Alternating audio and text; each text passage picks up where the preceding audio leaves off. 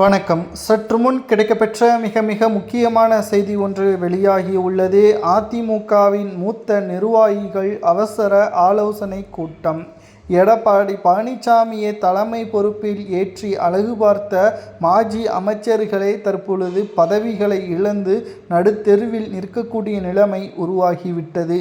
எடப்பாடி பழனிசாமி அவர்களது சுயநலத்தினால் கூட்டணிகள் சரியாக அமைக்க முடியவில்லை. அதிமுகவின் பிரிந்து சென்றவர்களையும் இணைக்க முடியவில்லை. எடப்பாடிக்கு தேவை பொதுச்செயலாளர் பதவியும் அதிகாரமும் அவருக்கு பெருமையாக நினைக்கிறார். கட்சி தோல்வியடைந்தால் அதிமுகவின் தலைவராக எடப்பாடி இருந்தாலும் எந்த ஒரு பயனும் இல்லை. மக்கள் புறக்கணிக்கத்தான் செய்வார்கள். தமிழ்நாட்டில் பல கட்சிகள், பல ஆயிரம் கட்சிகள் இருக்கிறது.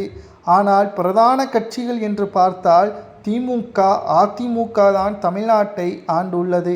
இதனால்தான் இந்த இரண்டு கட்சிகளில் உள்ள முக்கிய பொறுப்பாக இருக்கக்கூடிய மாவட்ட செயலாளர்களுக்கு கூட அதிக அளவு மரியாதை.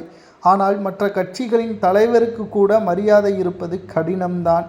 அப்பேற்பட்ட ஒரு கட்சியில் தலைமை பொறுப்பிற்கு வந்த எடப்பாடி திறம்பட செயல்பட்டிருந்தால் அதிமுக ஆட்சி அதிகாரத்திற்கு வந்திருக்கும். ஆனால் தேர்தலுக்கு பிந்தைய கருத்து கணிப்புகள் 20 முதல் 25 இடங்களைத்தான் கைப்பற்றும் அதிமுக, அதுவும் இழுபறியாக இருக்கும் என்ற கருத்து கணிப்பால் அதிர்ச்சிக்கு உள்ளாகியுள்ளார்கள் அதிமுகவின் மூத்த நிர்வாகிகள், மாஜி அமைச்சர்கள்.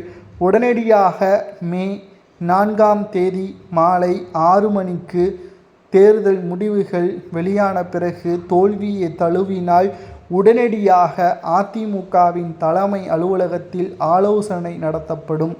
எடப்பாடியின் பதவியை மாற்றுவதற்கு வாக்குகள் அங்கு செலுத்தக்கூடிய ஒரு சூழல். மாவட்ட செயலாளர்களை உடனடியாக வரவழைத்து நம்பிக்கையில்லாத தீர்மானம் கொண்டு வரப்பட்டு எடப்பாடியின் பொதுச்செயலாளர் பதவியை பறிப்பதற்கு கூட தயங்க மாட்டோம் என்பதை அதிமுகவின் மூத்த நிர்வாகிகள் தற்பொழுது அதிமுகவின் அலுவலகத்தில் எடப்பாடிக்கு எதிராகவே பேசியுள்ளதுதான் அதிர்ச்சிக்கு உள்ளாகியுள்ளார் எடப்பாடி பழனிசாமி அவர்கள்.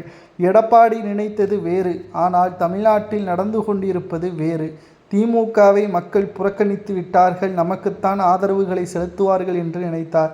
ஆனால் மக்கள் திமுகவிற்குத்தான் அதிக அளவு வாக்குகளை செலுத்தியிருப்பதாகவும் 2வது முறை திமுக தான் ஆட்சி அமைக்கும் என்ற 4 நிறுவனங்களது கருத்து கணிப்பால் அதிமுகவின் நிர்வாகிகள் அதிர்ச்சியடைந்துள்ளனர்.